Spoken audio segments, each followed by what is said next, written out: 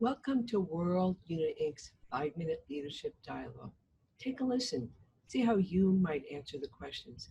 You might discover you have the mind and heart of a leader.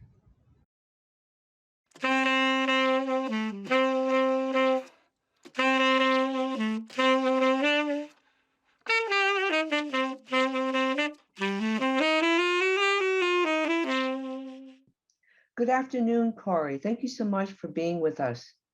Kori, laws and policies cannot remove prejudice and biases from our hearts. We must remove them. So, how do you work on removing yours? I believe that curiosity and education are fundamentally important parts of the journey.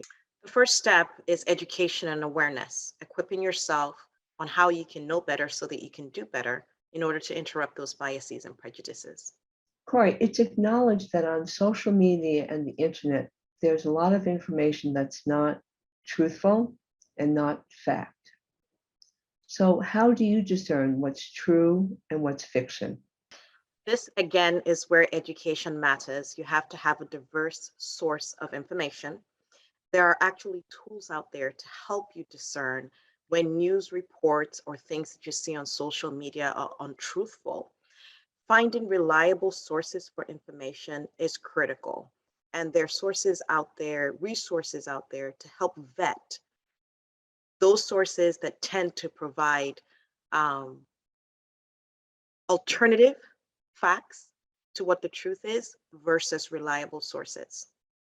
Corey, we have the pandemic, we have racial divisions, and we have global warming.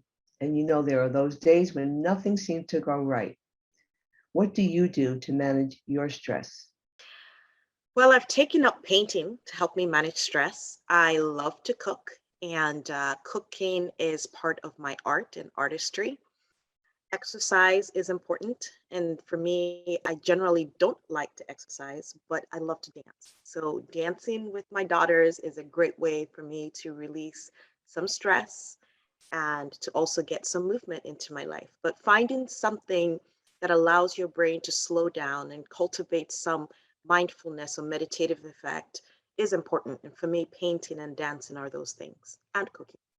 Wonderful. And Corey, right now, many workplace environments, they are focused on creating an inclusive environment. What do you personally do to create that inclusive environment? The most important thing that I can do to help cultivate an inclusive work environment is modeling inclusion. I do everything that I can, at least consciously, to intentionally model the authenticity, the vulnerability, the courageous leadership that I teach others.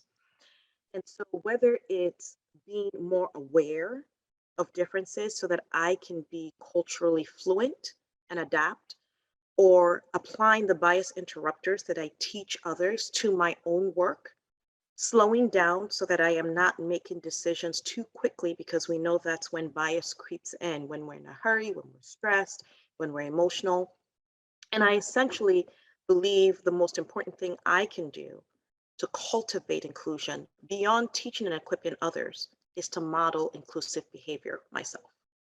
Corey, thank you so much for your time, and we wish you continued success in all that you do to advance DEI in your workplace.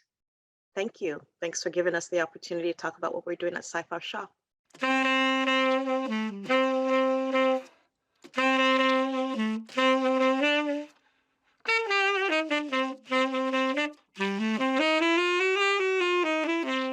Thank you for taking the time to listen to a leader. Hope you'll join us next month and help us create a world that values the common humanity we all share.